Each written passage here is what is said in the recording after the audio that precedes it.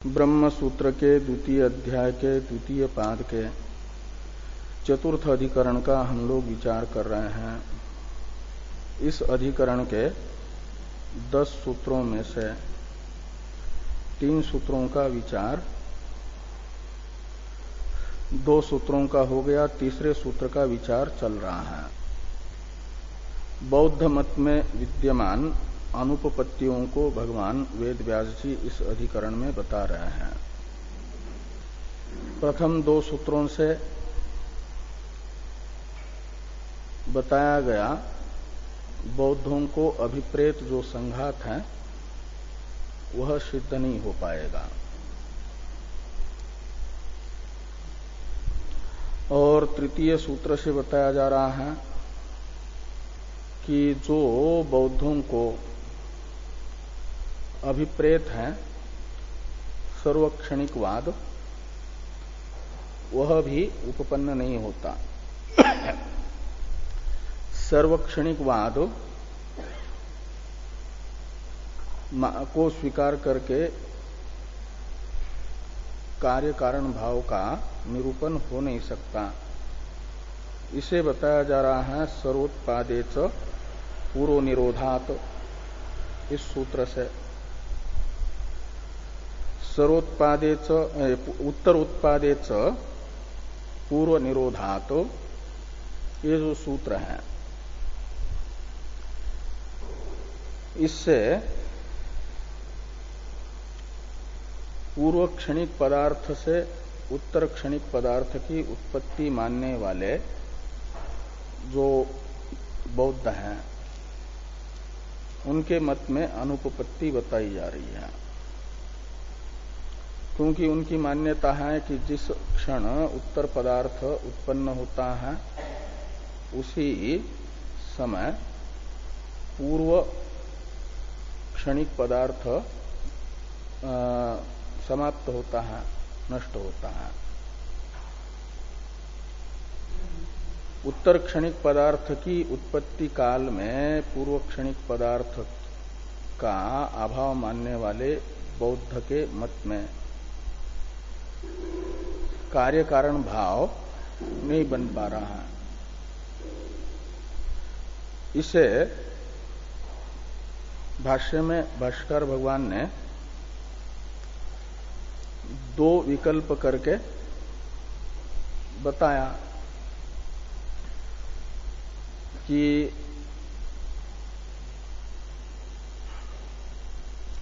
ये जो पूर्व क्षणिक पदार्थ उत्तर क्षणिक पदार्थ का हेतु है उसमें अपने उत्पत्ति से अलग उत्तर पदार्थ के उत्पत्ति अनुकूल उत्पादनारूप व्यापार है या नहीं है। यदि कहते हैं कि वो जो पूर्व क्षणिक पदार्थ हैं उसमें अपने उत्पत्ति से अलग कार्य उत्पत्ति अनुकूल व्यापार है, तब तो क्या होगा, उसमें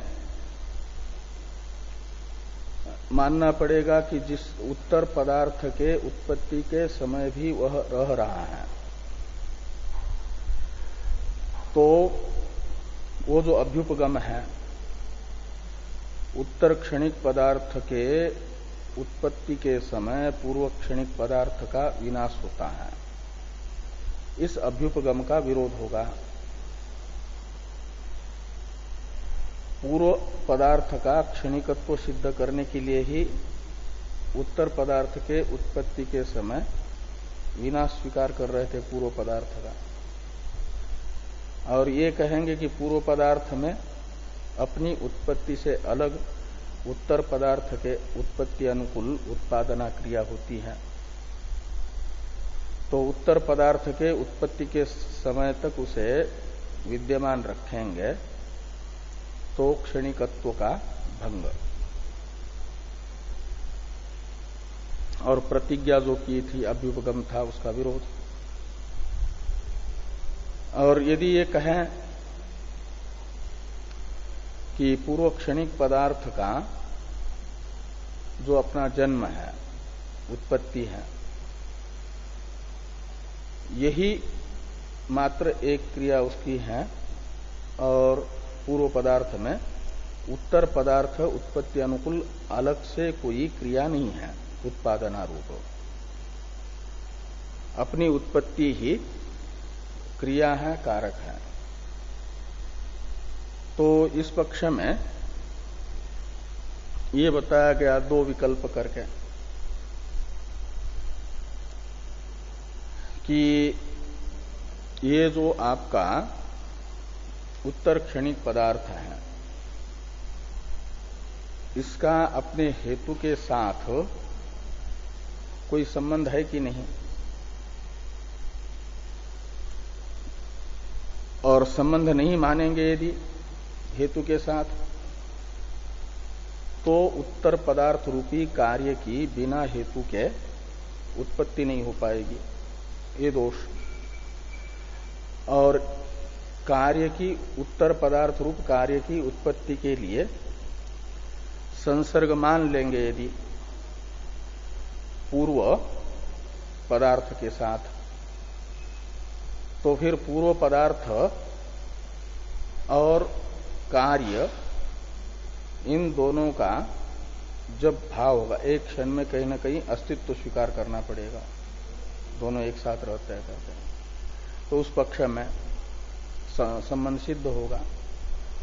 तो फिर पूर्व क्षणिक पदार्थ जो है मृतिकादि, जो घटादि उत्तर क्षणिक पदार्थ के कारण बन रहे हैं, वह घटादि उत्तर क्षण यानी क्षणिक पदार्थों के साथ संबंधित होने के लिए घट उत्पत्ति काल में भी अवस्थित रहेंगे यदि, तो क्षणिकत्व का भंग, ये दोष आता है।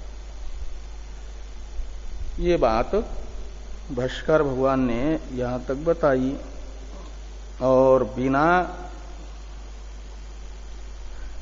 और प्रथम पक्ष जो था हेतु पूर्व क्षणिक पदार्थ और उत्तर क्षणिक पदार्थ, इनका आपस में कोई संसर्ग नहीं है, तो एक दोष तो बताया था कि कार्य की उत्पत्ति नहीं आएगी। इसी दोष, कार्य की उत्पत्ति नहीं हो पाएगी, इस दोष को दृढ़ करते हुए व्यतिरिक मुख से ये कहा भाष्कर भगवान ने कि विनैव वा स्वभाव उपरागे न हेतुफल भावम अभ्युपगच्छत सर्वत्र तत्प्राप्ते अति प्रसंग। तो मिट्टी के साथ घड़े का कोई संसर्ग नहीं, बिना संसर्ग के ही कार्य कारण भाव समानता रहेगी। तब तो मिट्टी के साथ भी संसर्ग नहीं, तंतुओं के साथ भी संसर्ग नहीं, मिट्टी से असंश्लिष्ट ही घट उत्पन्न होता है, तो फिर तंतु से ही उत्पन्न हो जा। तिल से असंश्लिष्ट ही यदि उत्पन्न होता है तो बालू से उत्पन्न हो जा, ये अति प्रसंग आएगा। प्रथम पक्ष में दोष बताया था। इस प्रकार उत्तरोत्पादे पूर्व निरोधात, ये जो सूत्रस्थ दो पद हैं, इनकी व्याख्या भाष्कर भगवान ने कर दी। अपिच उत्पत्ति निरोधो नाम इत्यादि से सूत्रस्थ चकार के द्वारा सूचित जो बौद्ध मत में अनुपपत्तियां हैं, उन्हें भाष्कर भगवान बता रहे हैं। अपिच इत्यादि का अवतरण है टीका में। वस्तुनो जन्म ध्वंस अनिरूपणाच्च न क्षणिकत्वम इत्याह अपिचेति।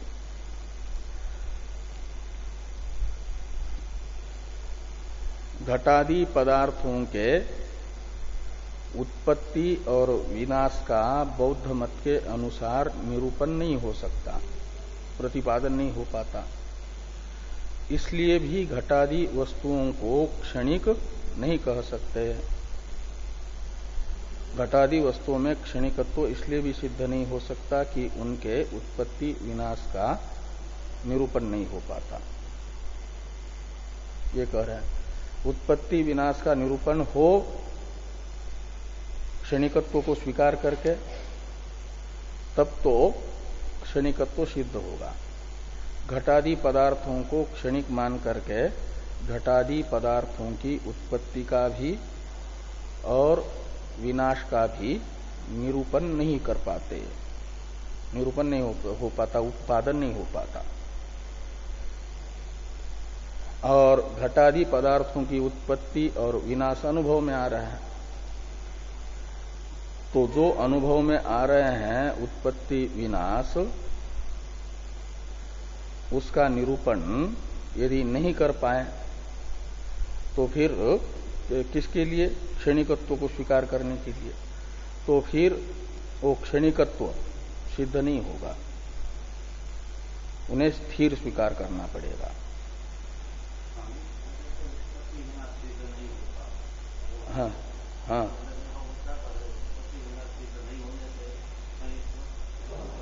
नहीं, तो ये बताया जा रहा है क्षणिकत्व विवादित है।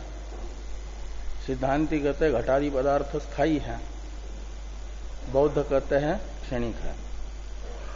तो विवादित हो गया क्षणिकत्व। जो विवादित क्षणिकत्व है उसकी अनुपपत्ति वेदांती बता रहे हैं, उसके लिए युक्ति बता रहे हैं। घटादि पदार्थों की उत्पत्ति और विनाश सिद्धांति भी मानते हैं, बौद्ध भी मानते हैं। दोनों को भी घटादि पदार्थ की उत्पत्ति और विनाश मानना अभिष्ट है। वो अनुभव सिद्ध है, देवदत्त के दिन में न खाते हुए पीनत्व के तरह अनुभव में आ रहा है। तो अनुभूयमान पीनत्व दिन में न खाते हुए जिसके बिना अनुपपन्न है, उसका गमक बनेगा, निश्चायक बनेगा। ऐसे अनुभव में आने वाले घटादि पदार्थों के उत्पत्ति विनाश उनको स्थायी माने बिना, अक्षणिक माने बिना अनुपपन्न है, इसलिए उनके अक्षणिकत्व का ज्ञापक बनेंगे। इस अर्थ में ये कह रहे हैं कि जो अनुभव में आने वाले घटादि पदार्थों के उत्पत्ति विनाश है, उनका भी उपादन नहीं हो पाता घटादि को क्षणिक मानने पर। इसलिए घटादि के क्षणिकत्व का भंग, ये च शब्द से सूचित किया है इस अनुपपत्ति को। ये यहां पर टीकाकार ने कहा कि वस्तुनो यानी वस्तु है घटादि पदार्थ, जन्म और ध्वंस यानी विनाश, इनका निरूपण वस्तु के जन्म और विनाश अनुभव में आ रहे हैं, और जिसका विनाश और जन्म अनुभव में आ रहा है उस वस्तु को क्षणिक मानेंगे तो इनका निरूपण नहीं हो पाता, उपादन नहीं हो पाता, अनुपपन्न है ये क्षणिक मानने पर। इसलिए ये कहेंगे कि वस्तु क्षणिक नहीं है। इसलिए भी कहते हैं न क्षणिकत्वम। तो भाष्य में है अपिच उत्पाद निरोधौ नाम वस्तुनः स्वरूपम एव वा शाताम अवस्थान्तरम वा वस्तुअंतरम एव वा। ये तीन विकल्प कर दिए वस्तु के जन्म और ध्वंस के विषय में। कहते हैं कि वस्तु का उत्पाद यानी जन्म, निरोध यानी ध्वंस, विनाश, ये दोनों वस्तु के यानी घट के स्वरूप ही है। घट का जन्म और घट का विनाश इसे घट के स्वरूप से अभिन्न माना जाएगा, घटात्मक ही माना जाएगा, एक विकल्प। अथवा ये घट के अनुभूयमान जन्म और विनाश ये घट की अवस्थाएं हैं, घट का स्वरूप नहीं है, ये दूसरा विकल्प। और तीसरा विकल्प, ये घट का स्वरूप भी नहीं है, घट की अवस्थाएं भी नहीं है। जैसे घट और पट आपस में बिल्कुल अलग अलग है, वस्तुअंतर है, ऐसे ही घट के उत्पत्ति और विनाश घट से वस्तुअंतर है, अलग पदार्थ है। न तो घट की वो अवस्थाएं हैं, न तो घट का स्वरूप है। ये तीन विकल्प हैं। इन तीन विकल्पों में से जो भी विकल्प बौद्ध स्वीकार करेंगे तो उसमें कोई न कोई दोष आता है। उस दोष के कारण ये और चौथा कोई विकल्प बन नहीं सकता। और इन तीन विकल्पों में से प्रत्येक में कोई न कोई दोष ही है, क्षणिक मान करके ये ऐसा मानने में। इसलिए वस्तु को क्षणिक न माना जा, ये कह रहे हैं। तो पहले विकल्प को यदि बौद्ध स्वीकार करते हैं कि घट की उत्पत्ति और विनाश घट का स्वरूप है, क्षणिक घट का स्वरूप ही है, तो इस पक्ष में जो दोष है इसे कह रहे हैं तीन विकल्प करके। पहले तो कहते तीनों विकल्पों में ये इनका निरूपण उत्पत्ति विनाश का संभव नहीं हो पाता, सर्वथापि न उपपद्यते। यानी तीन विकल्पों में से किसी भी विकल्प को बौद्ध स्वीकार कर लें, घट को क्षणिक मान करके ये निरूपण नहीं हो सकता, कोई न कोई दोष ही आ सकता है। पहले विकल्प में जो दोष है उसे कह रहे हैं यदि इत्यादि से। तो भाष्य में है यदि तावत वस्तुनः स्वरूपम एव उत्पाद निरोधौ स्यात् ततो वस्तु शब्द उत्पाद निरोध शब्दों च पर्यायाः प्राप्नुयुः। ये दोष है। कहते हैं यदि घट की उत्पत्ति और घट के विनाश को घट का स्वरूप ही मानेंगे तो घट के स्वरूप को बताने के लिए तो घट शब्द का प्रयोग होता है। घटः यह शब्द सुनते ही जिस पदार्थ का आकार ध्यान में आ रहा है वही उस पदार्थ का स्वरूप माना जाता है। घट शब्द से जो आकृति उपस्थित हो रही है बुद्धि में, जिस आकृति के आकार की बुद्धिवृत्ति बनती है वही घट का स्वरूप है। कंबुगुरु आदि मत्ता, और उसे बताने वाला है घट शब्द। और उस घट पदार्थ का जन्म और घट पदार्थ का विनाश यदि घट इस शब्द से उपस्थित होने वाले आकृति से अलग नहीं है, स्वरूप से अलग नहीं है, तो घटः इस शब्द से जो आकृति उपस्थित हो रही है तो उत्पत्ति, घट की उत्पत्ति इस शब्द से भी वही आकृति उपस्थित होनी चाहिए स्वरूप ही होने से, और विनाशः इस शब्द से भी वही आकृति उपस्थित होनी चाहिए। तो ये तीनों शब्द पर्याय बन जाएंगे एक दूसरे के। यदि घट की उत्पत्ति, घट का विनाश, इसे घट का स्वरूप ही मानेंगे तो घट के स्वरूप को बताने के लिए जो शब्द हैं घटः, उसका पर्यायवाचक ही घट की उत्पत्ति को बताने वाला घटोत्पत्ति शब्द और घट के विनाश को बताने वाला घट विनाश शब्द, ये तीनों पर्याय हो जाएंगे क्योंकि अभिन्न है, स्वरूप ही है, ये कह रहे हो। इस पक्ष में ये दोष आता है कि यदि तावत वस्तुनः स्वरूपम एव उत्पाद निरोधो शाताम, किसी पदार्थ के स्वरूप ही उसके उत्पत्ति को और विनाश को मानेंगे ततो यानी तब तो वस्तु शब्द यानी वस्तु का वाचक शब्द घटादि शब्द और उत्पाद निरोध शब्दों च पर्यायाः प्राप्नुयुः, पर्याय हो जाएंगे, एक ही अर्थ के वाचक होंगे। जल और पानी के तरह, उदक के तरह।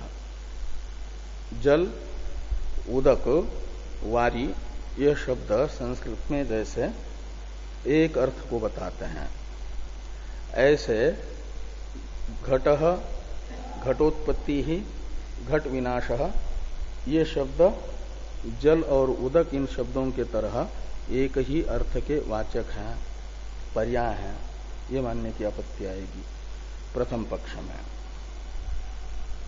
और दूसरा दोष टीका में बताते हैं टीकाकार कि तयोहो स्वरूपत्वे,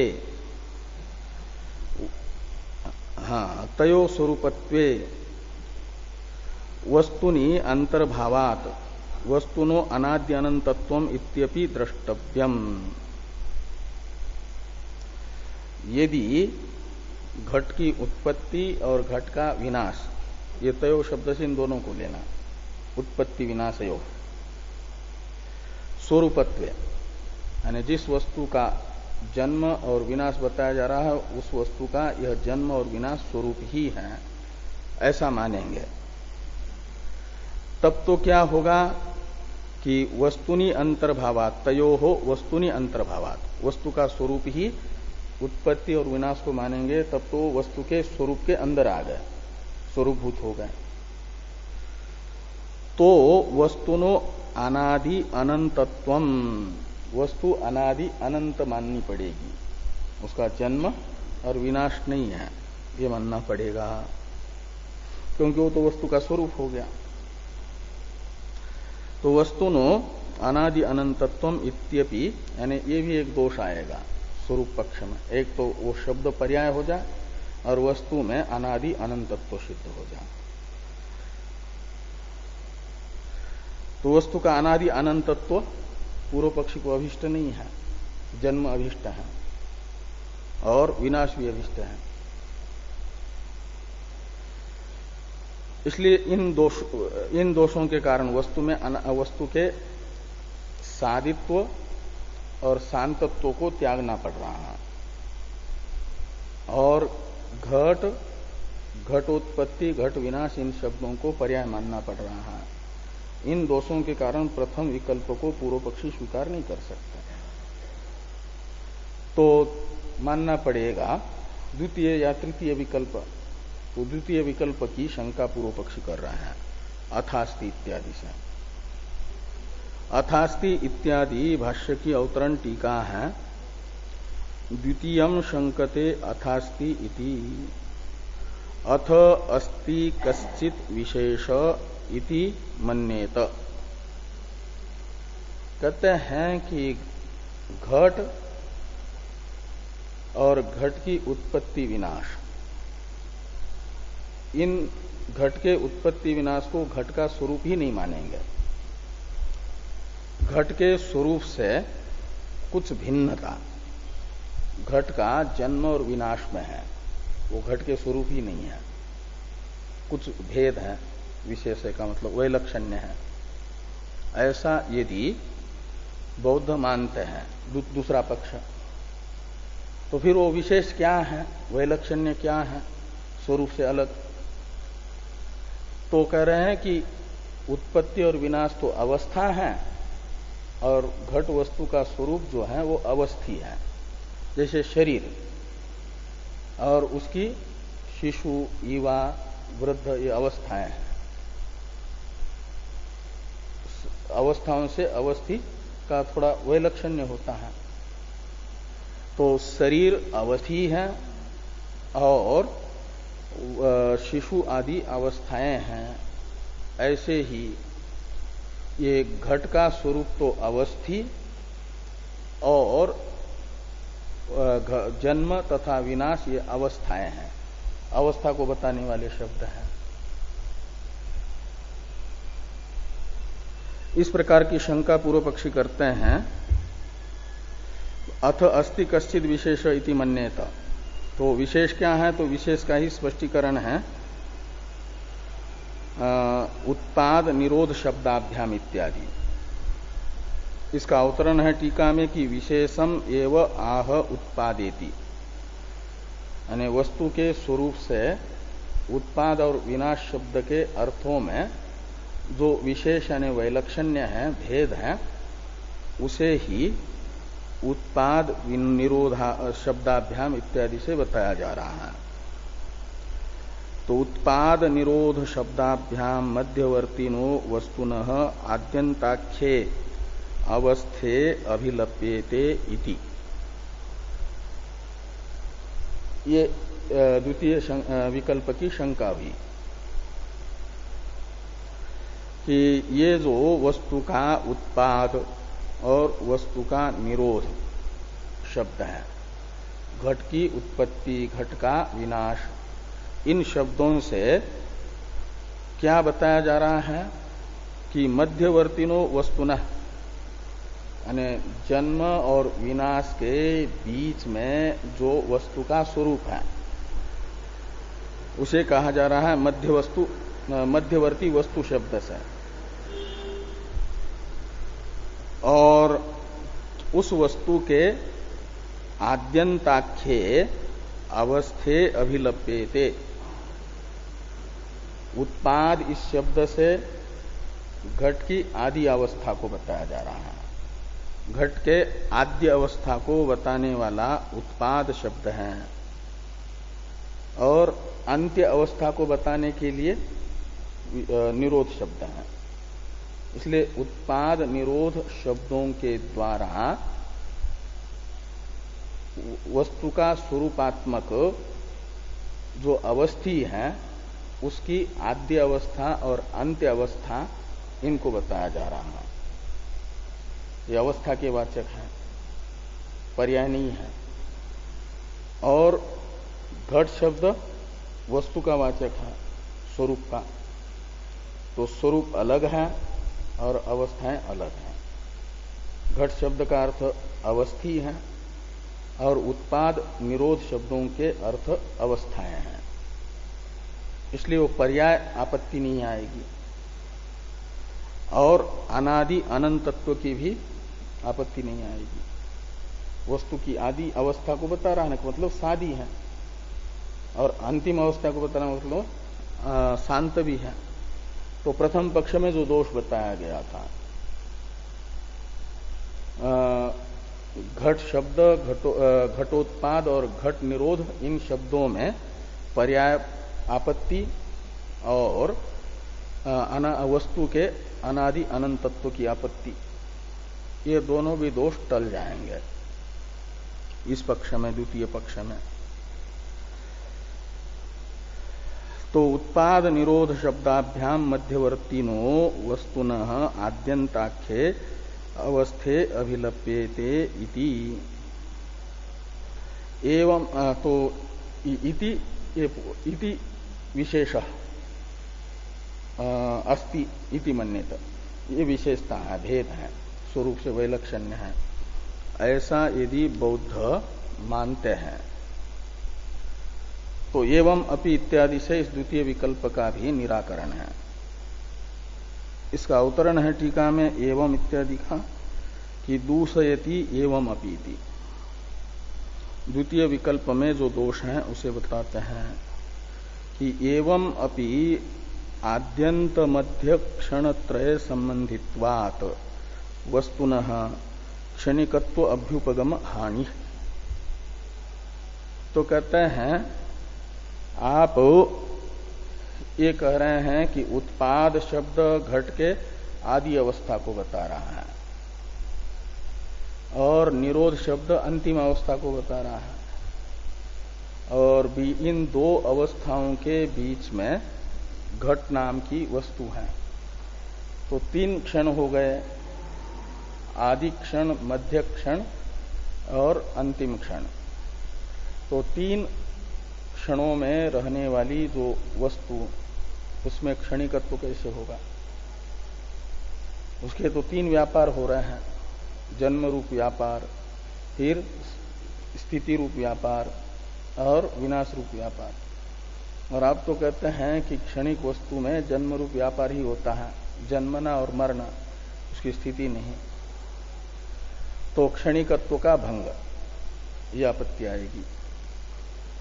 ये यहां पर कहा कि एवं अपि आद्यंत मध्य क्षणत्रय संबंधित्वात् वस्तुनः क्षणिकत्व अभ्युपगम हानि, ये दोष आया।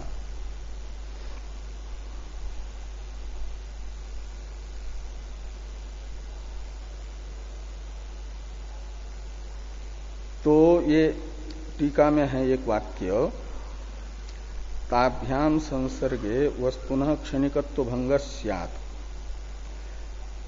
ताभ्याम यानी अवस्थाभ्याम, ताभ्याम अवस्थाभ्याम, ये जो उत्पाद शब्द से बताई गई आद्य अवस्था और निरोध शब्द से बताई गई अंत्य अवस्था, इन दोनों अवस्थाओं के साथ यदि वस्तु का संसर्ग मानेंगे तो क्षणिकत्व का भंग होगा। ये बात आद्यंत मध्य क्षणत्रय संबंधित्वात् वस्तुना क्षणिकत्व अभ्युपगम हानि, इस वाक्य का अर्थ बताते हुए टीकाकार ने कही।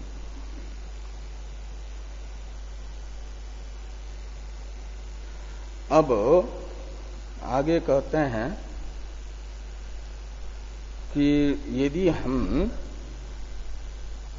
उत्पाद और विनाश शब्द के अर्थभूत जन्म और निरोध के साथ संसर्ग मानते हैं, तब तो क्या हो जाता है कि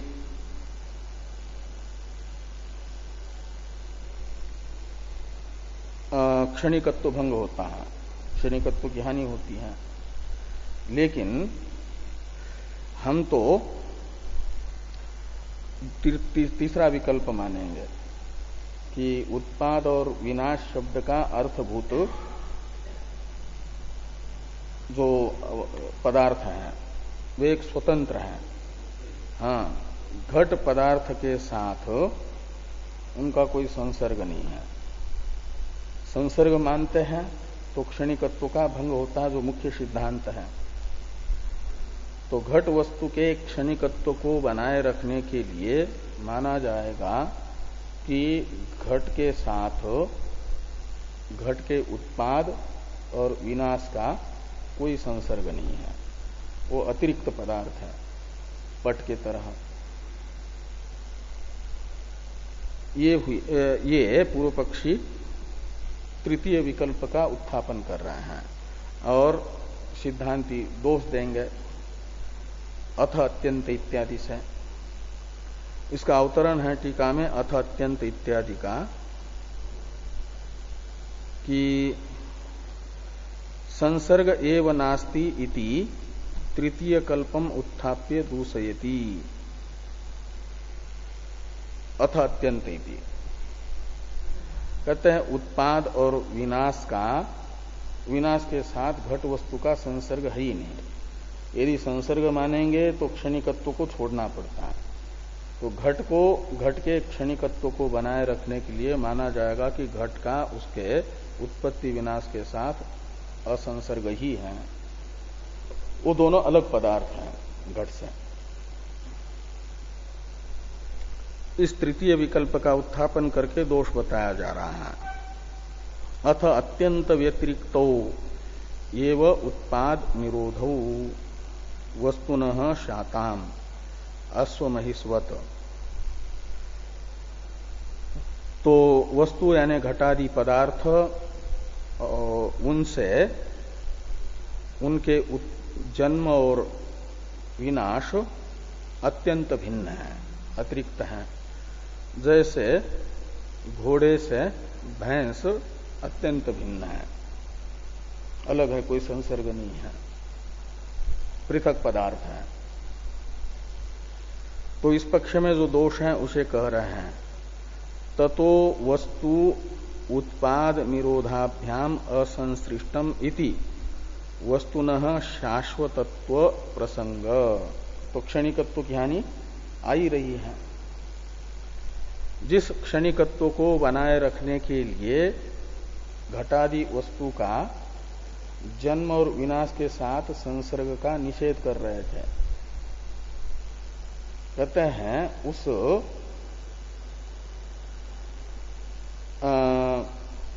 जन्म और विनाश को घटादि से असंस्पृष्ट मानेंगे तो घटादि जो है शाश्वत हो जाएगी। शाश्वत हो जाएगी तो क्षणिकत्व तब भी नहीं रह रहा। तो ततो वस्तु उत्पाद निरोधाभ्याम असंसृष्टम, उत्पत्ति और विनाश से रहित जो घटादि हैं वे शाश्वत हैं, उनमें शाश्वतत्व का प्रसंग आएगा, यानी तब भी क्षणिकत्व उनका रहेगा नहीं। इस प्रकार ये तृतीय विकल्प का निराकरण हुआ। अब कहते हैं कि ये माना जाए कि वस्तु का दर्शन ही वस्तु की उत्पत्ति है, वस्तु का आदर्शन ही विनाश है।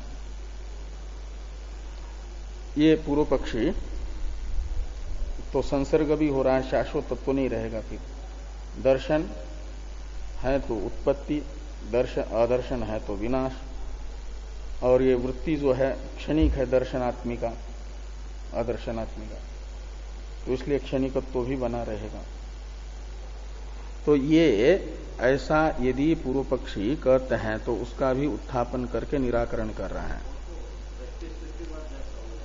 हाँ, नहीं है तो नहीं है, माना है, लेकिन वो दर्शन जो है स्थायी है, क्षणिक नहीं है। वेदांत का दर्शन स्थायी है, यानी एक क्षण ही रहता है ऐसा नहीं है। वृत्ति, हाँ, दृष्टि जब तक है तब तक वो वस्तु है, जब दृष्टि नहीं है और वो दृष्टि क्षणिक है ऐसी बात नहीं है। और इनके यहाँ क्षणिक है। हाँ हाँ। तो यदि च दर्शनादर्शने वस्तुनः उत्पाद निरोधो, ये वस्तुना के जगह वस्तुन, एक वो दीर्घ नहीं होना चाहिए, रस्व ही होना चाहिए ना तो तृतीयांत हो गया ना, फिर है षष्ठी वस्तुन, एक न आकार की मात्रा नहीं होनी चाहिए। यदि च दर्शनादर्शने वस्तुन उत्पाद निरोधो शातान, कहते पदार्थ का दर्शन ही पदार्थ की उत्पत्ति, पदार्थ का निरोध ही पदार्थ का निरोध है, आदर्शन ही निरोध है। तो इस पक्ष में भी कह रहे कि एवं अपि दृष्टि धर्मौ तौ न वस्तु धर्मौ इति वस्तुनः शाश्वतत्व प्रसंग एवं, कहते उत्पत्ति विनाश शब्द का अर्थ बदल भी दो। वस्तु का दर्शन वस्तु की उत्पत्ति, वस्तु का आदर्शन वस्तु का नाश, ये अर्थ कर भी दो तो इस पक्ष में क्या हो जाएगा कि ये वस्तु को देखने वाला जो है आलय विज्ञान रूप दृष्टा, उसका ये धर्म है दर्शन और आदर्शन। वस्तु का दर्शन, ये वस्तु की उत्पत्ति हुई का मतलब ये दर्शन तो दृष्टा का धर्म है, दृष्टाश्रित है, और आदर्शन भी ये दृष्टाश्रित धर्म होने से वस्तु के धर्म नहीं माने जाएंगे। हाँ, यानी जो दृश्य वस्तु है उसके धर्म न होकर के दृष्टा के धर्म हो जाएंगे। एवं अपि दृष्टि धर्मो तो न वस्तु धर्मो इति वस्तुनः शाश्वतत्व प्रसंग एव, तस्माद् अपि असंगतम सौगतम मतम, कहते इसलिए भी सौगत सिद्धांत जो है असंगत है, अनुपपन्न है, यानी ये सब दोष है च शब्द के द्वारा सूचित। अब चौथा जो सूत्र है इस अधिकरण का, तो ये भाष्य में भाष्यकार भगवान व्रत कथन करते हुए, यानी व्रत कथन कर रहे हैं जो उत्तर सूत्र के अर्थ उपयोगी हैं। अथ क्षण भंग वादे इत्यादि भाष्य वाक्य की अवतरण टीका को देखिए पहले। सूत्रम व्याख्यातुम व्रतम स्मारयति क्षण भंगेति, असति प्रतिज्ञोपरोधो योग पद्यम अन्यथा, इस सूत्र की व्याख्या के लिए उपयोगी व्रत का कथन भाष्यकार भगवान कर रहे हैं, स्मरण करा रहे हैं, यानी जो बात बताई है उसकी याद दिला रहे हैं। क्षण भंगवादे पूर्व क्षणो निरोधग्रस्तत्वात् न उत्तरस्य क्षणस्य हेतुर्भवति इति उक्तम, उत्तर उत्पादेच पूर्व निरोधात इस सूत्र से ये बात बताई गई संक्षेप में। क्या कि क्षणभंग वादे यानी सभी वस्तुएं क्षणिक हैं इस मत में पूर्व क्षण यानी पूर्व क्षणिक पदार्थ निरोधग्रस्त हैं। कब? यानी निरोधग्रस्तत्वात् न उत्तरस्य क्षणस्य हेतुर्भवति। निरोध शब्द का अर्थ है अभाव, तो निरोधग्रस्त यानी अभावग्रस्त होने के कारण पूर्व क्षणिक पदार्थ उत्तर क्षणिक पदार्थ का हेतु नहीं बन सकता। इसे उत्तर उत्पादेच पूर्व निरोधा इस सूत्र से बताया गया। अब दो विकल्प करके और अनुपपत्ति क्षणभंगवाद में बताई जा रही है। वो दो विकल्प टीका में लिखे हैं, इनको देखिए। किम कार्योत्पत्तिर निर्हेतु का स हेतु का वा। पूर्व पक्षी को क्षणभंगवादी को सिद्धांती पूछ रहे हैं कि ये जो उत्तर क्षणिक पदार्थ रूप कार्य की उत्पत्ति बिना हेतु के होती है, हेतु भी क्षणिक है, कार्य उत्पत्ति काल में नहीं रहता है, इसलिए पूर्व क्षणिक पदार्थ उत्तर क्षणिक पदार्थ का हेतु तो बन नहीं पा रहा है, और उत्तर पदार्थ की उत्पत्ति मानना भी तुम्हें अभिष्ट है। तो उत्तर पदार्थात्मक कार्य की उत्पत्ति निर्हेतुक है, बिना हेतु के ही होती है, या सहेतुक है, उसका कोई हेतु है। ये दो विकल्प पूर्व पक्षी बौद्धों को पूछ रहे हैं। उनमें से दो में से कोई भी विकल्प पूर्व पक्षी स्वीकार करें तो प्रतिज्ञोपरोध नाम का दोष आता है, प्रतिज्ञा की हानि। ये इस अधिकरण के चौथे सूत्र से बताया जा रहा है। तो चौथे सूत्र को देखिए। असति प्रतिज्ञोपरोधो योगपद्यम अन्यथा। असति प्रतिज्ञोपरोधो योगपद्यम अन्यथा।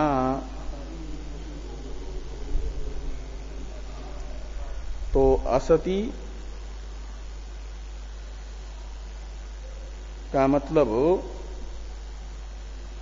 कार्य का कोई भी हेतु नहीं है, ऐसा मानने पर, यानी हेतु के बिना ही असत्यव हेतु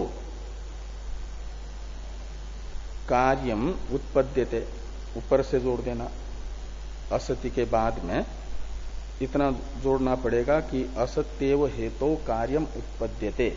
ये प्रथम विकल्प पूर्व पक्षी स्वीकार करेगा, निर्हेतु कार्य उत्पत्ति। दो विकल्प टीका में, कार्य बिना हेतु के ही उत्पन्न होता है या हेतु से उत्पन्न होता है।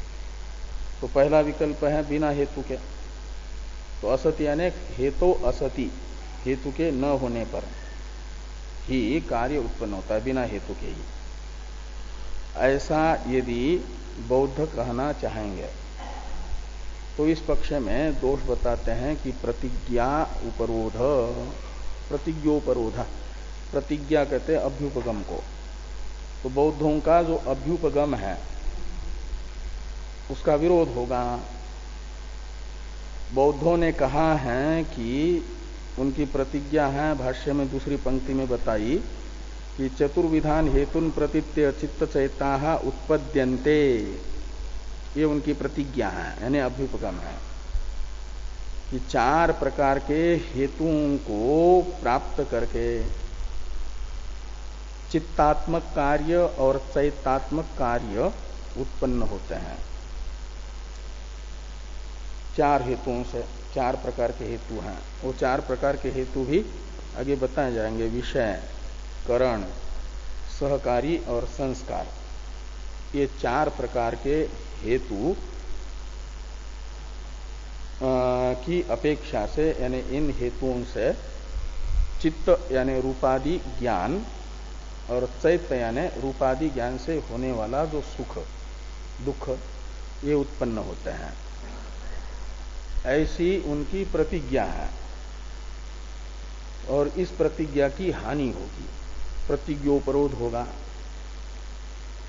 यदि बिना हेतु ही कार्य की उत्पत्ति मानेंगे तो रूपादि ज्ञान रूपी एक कार्य हुआ, और उस रूपादि ज्ञान रूपी कार्य के लिए इन चार हेतुओं की अपेक्षा बताई है, विषय, करण, सहकारी और संस्कार। इन चार हेतुओं को लेकर के रूपादि ज्ञान होता है और उससे फिर सुख दुखादि होते हैं, चैत्य। ये जो प्रतिज्ञा है इसका उपरोध होगा, उपरोध है विरोध, इस अभ्युपगम का विरोध। इसको टालने के लिए निर्हेतुक कार्योत्पत्ति ये पक्ष बौद्धों को अभिष्ट नहीं हो सकता। इस पक्ष को स्वीकार करना है तो उस प्रतिज्ञा को छोड़ दें, उस अभ्युपगम को छोड़ दें। तो मानना पड़ेगा फिर सहेतुक कार्य उत्पत्ति, ये द्वितीय विकल्प, सहेतुक कार्य उत्पत्ति, बिना हेतु के नहीं, हेतु से कार्य की उत्पत्ति। ये दूसरा विकल्प मानते हैं तो अन्यथा शब्द से वो लिया, निर्हेतुक कार्य उत्पत्ति नहीं अपितु अन्यथा यानी सहेतुक कार्य उत्पत्ति मानने पर। सती हेतु कार्यम उत्पद्यते, ये अन्यथा का अर्थ निकलेगा, यानी सहेतुक कार्य उत्पत्ति। तो इस पक्ष में कहते हैं योगपद्यम, तो कार्य और कारण के लिए एक क्षण में रहना पड़ेगा। पूर्व पदार्थ को उत्तर पदार्थ के उत्पत्ति के समय स्वीकार करना पड़ेगा। तो योगपद्य यदि होगा तो पहली जो प्रतिज्ञा है, उत्तर पदार्थ के उत्पत्ति के समय पूर्व पदार्थ का विनाश होता है, ये जो प्रतिज्ञा है इसका उपरोध, वही दोष है। अन्यथा योगपद्यम यानी योगपद्य मानेंगे, और योगपद्य मानेंगे तो उत्तर पदार्थ के उत्पत्ति के समय पूर्व पदार्थ का विनाश, ये जो प्रतिज्ञा है अभ्युपगम है, इसका उपरोध विरोध है? क्या? हाँ, एक काल में अवस्थायित्व। तो ऐसा मानेंगे तो प्रतिज्ञा उपरोध नाम का ही दोष रहता है, दोनों पक्ष में वही दोष आ रहा है। इस प्रकार का सूत्रार्थ भाष्य में आ रहा है, इस पर चर्चा हम लोग कल करेंगे।